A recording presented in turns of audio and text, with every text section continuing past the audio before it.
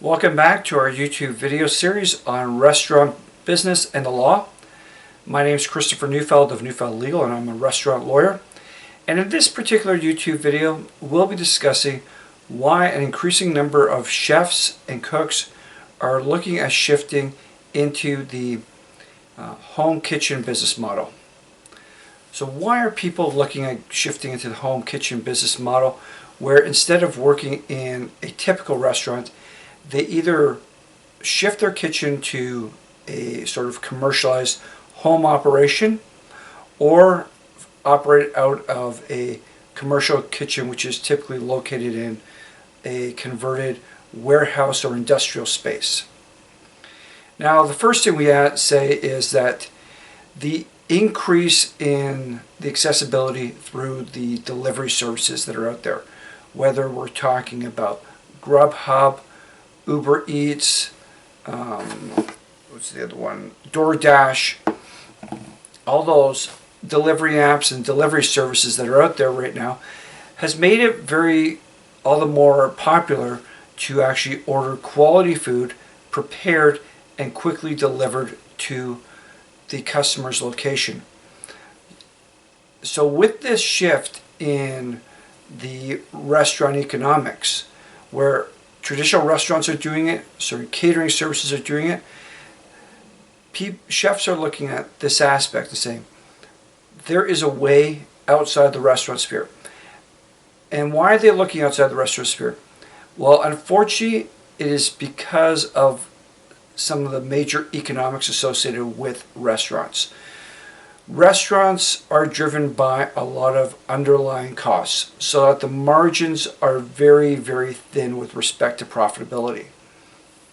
Leases have become increasingly expensive. When you're having people dine, you're paying premium lease rates for the locations that you're operating from. You want to have great visibility, accessibility, larger space, larger seating capacity, and your operations are then covering rents that are increasingly going up, additional rent, which is all your other costs that the landlord's picking up, whether it's utilities, taxes, insurance, and maintenance, repairs. All those costs are being pushed onto the restaurant owner. And because of the large size of the restaurant, they're having to pick up, in some respects, almost a disproportional amount of those operating costs, those additional rent charges. So there's that factor. The next aspect is employee costs. And although employees are great and you need them to succeed in a full-service restaurant, the reality is that with prices on the restaurant side and revenues only going up at a very slow rate, and everybody else charging more, the costs are just exorbitant, and they are often not justifiable. You have to be constantly packing in the restaurant to justify the costs. And if you are not constantly fulfilling the time span, then you are going to have exorbitant employee costs that are not justified by the revenue that you're producing. Another aspect is franchising. Franchise fees can be considerable, because you got to remember, the franchisor takes the money off of the top revenue. So irrespective of whether or not you are profitable, they're taking off their set percentage. So when you are very profitable, which is what the business model is based on, their percentage does not look to be that great. But if you are just merely profitable after the revenue takeoff from the franchise fee, that is where the consideration is. And with margins getting thinner and thinner, and everybody exacting their piece of flesh, irrespective of the situation, the profitability is thinning out. And finally, on a very broad and larger point, is the fact that as a chef or cook who goes into the restaurant industry, there's so much expectations, demands, long-term planning, and focus that is outside of the restaurant business itself, out of the cooking business, I should say, the culinary business. So you're not so much only focused on the culinary work that you're doing 8-10 hours a day, but you're operating an entire business on the remaining hours of the day, and that part of the business might not necessarily be as enjoyable as the other aspects. So that is why a lot of people are looking at shifting to what is known as the home kitchen business model. You're taking out the significance of prime real estate. And whether you're retrofitting your own kitchen or creating a secondary kitchen in your home, you are not using, in that perspective, a new facility. Alternatively, if you're renting industrial space, the costs are considerably lower. The location is not of primary importance. You can have short-term leases for a couple of years. You just have to be assured that you can get your ventilation done, your proper flooring done to code, your electrical power, because the delivery services will come pick it up and deliver it to people. And if you need to shift locations every couple of years because you don't want to be stuck in a long-term, ever-increasing rental fees, you can. But once you're in a large restaurant location with prime real estate, it is very difficult to shift locations.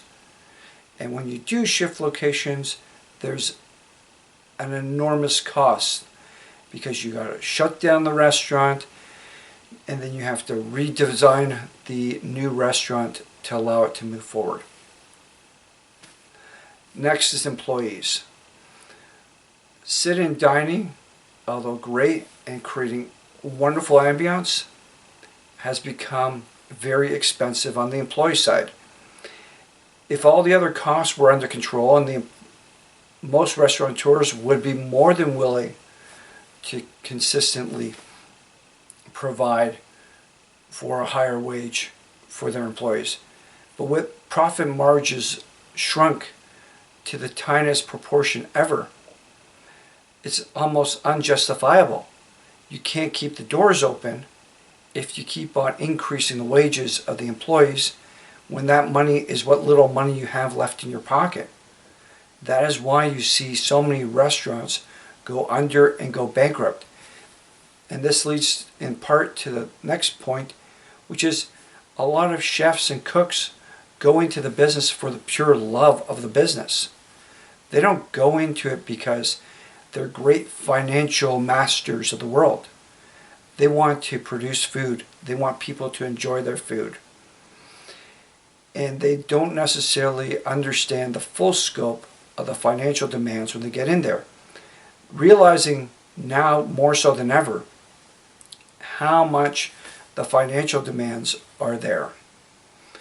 It is difficult to justify taking on such large obligations to employees as it is to take on obligations with respect to the rental premises, to the leasing of equipment that's necessary in the place, to the retrofitting and rebuilding of the entire restaurant, to paying the long-term franchise fees and the obligations that are going to commit, not just through the period of time that you operate the location, but oftentimes, especially with franchises, years afterwards when you have non-compete arrangements. And such that you're shifting your whole model. What people want to be doing is they want to be coming back to cooking. They want to come back to their culinary skills. And what a home kitchen business allows them to do is to focus on that aspect. The costs are not necessarily as great. Yes, you might have to invest in a new oven. You might have to invest in new sinks, upgraded dishwasher, certain items like that. Maybe an upgraded fridge to satisfy certain regulatory requirements. But those are investments you would have to make irrespective in any restaurant, in any location. But here you're just doing this. You're not committing yourself on the rental front. You're not committing yourself on the employee front. You're not committing yourself on the franchisee front. This is the relief that you are getting out of this business arrangement. And this is why people are increasingly looking at this model and why they have to work with professionals to make the model work, because it can work. But it has a lot of hoops and hurdles that are created by the law, that are created by regulations, and that are pushed on by a restaurant industry that is scared of its impacts. And this is something that's natural to be expected, because it's going to further cut into their market space. And that is something that the restaurant industry overall does not want, which is just natural, because they are being hit by forces that are extremely powerful, that are cutting down their profits. So what do? They overreact. But it's up to you. If you're wanting to go into this home kitchen business model, consider it. Talk to the appropriate professionals, like lawyers like myself, and move forward and see if it's right for yourself. Because there's a lot of positives, but you also have to do it correctly to avoid issues that might arise. I hope this YouTube video has been of assistance to yourself. Please subscribe to our YouTube channel. Look to our other YouTube videos, and we hope you the best with your restaurant and hospitality endeavors. Thank you.